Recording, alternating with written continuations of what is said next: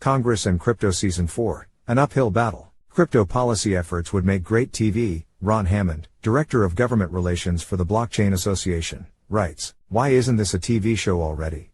This is a common question on Capitol Hill when it comes to crypto policy. Considering the zany characters, in politics and crypto, bombastic lines of questioning at congressional hearings, gaffes which turn into meme tokens and constant media frenzy, crypto is a policy realm unlike any other. The topics are complex, the news cycle is relentless, and the challenges to solve are daunting, which is why crypto policy is not for the faint of heart. The stakes for the industry couldn't be higher, and Congress and Crypto Season 4 is shaping up as the most consequential yet. In describing this show, it's helpful to break down the previous seasons. Ron Hammond is Director of Government Relations for the Blockchain Association. This article is part of CoinDesk's Policy Week. Season 1, 2016 to 2018, takes place in WeWork offices and stars lobbyists at Coin Center and the Blockchain Association. For a relatively new industry, these two organizations have been around the longest.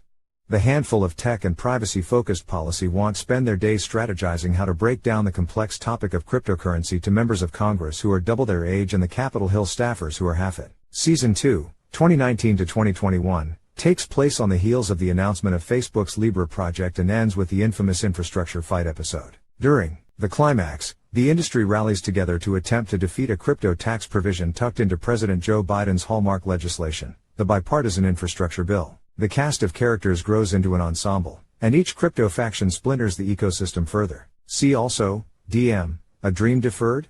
Opinion Season 3, 2022, brings a new set of major players, and none is more important than Sam Bankman-Fried, a personality so large that he's known only by his initials, SBF. He paints himself as the savior of the crypto industry and aggressively positions himself in front of Congress and regulators in every corner of Washington, D.C. In the end, however, SBF turns out not to be crypto's white knight but the season's villain. The collapse of his FTX crypto exchange and ensuing contagion wipes out several companies, and leaves 1/3 of all U.S. policymakers frustrated and embarrassed for having taken donations from an alleged fraudster. See also, after FTX, how Congress is gearing up to regulate crypto. Season 4, 2023, is shaping up to be the most memorable yet, with drama in both the speaker's race and crypto policy. The industry is at its lowest point in the show's history as the damage done by FTX's collapse continues to reverberate. Relationships are tarnished, skeptics are more emboldened than ever and, in some cases, crypto is seen as politically toxic. Divided control of Congress provides opportunities for the industry, but it will take dedicated negotiations, education and political power to move anything.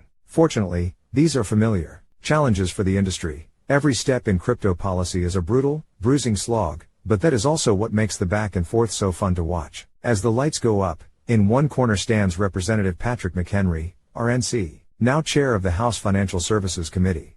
He has expressed interest in market structure legislation and parameters around stablecoin issuers.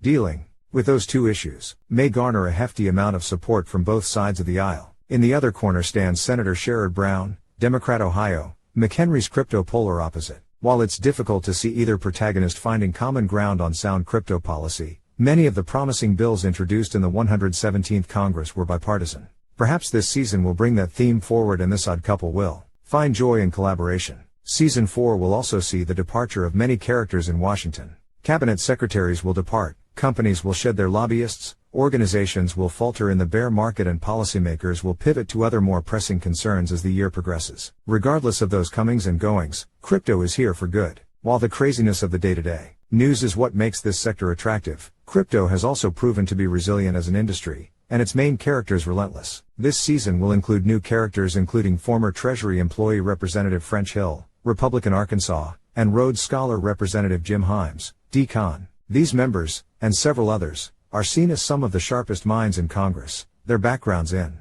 traditional finance. While they approached crypto in seasons 1 and 2 with pronounced skepticism, they have gravitated toward issues that blend the two realms, such as stablecoin regulation. Perhaps most importantly, they have the ears and respect of their conference and can assist colleagues like McHenry and Brown to move legislation across the finish line. See also, SEC is asleep at the wheel. Rep. Davidson of Ohio says Season 4 may be the most compelling and substantive season yet. As Season 3 taught us, don't come to Washington for attention or to make it about yourself. The crypto industry is more than one man or personality. It's an ecosystem of individuals who fought through the noise and are now working and communicating together. We talk openly about policy proposals with our communities on Twitter, Engage in debates on Discord and advocate for our digital rights in the metaverse. It is not your standard lobbying world and not for everyone. But for those who like a challenge, believe in the potential of this technology to make a positive impact on society and embrace the day-to-day media frenzy that has defined this industry, we welcome you to the show.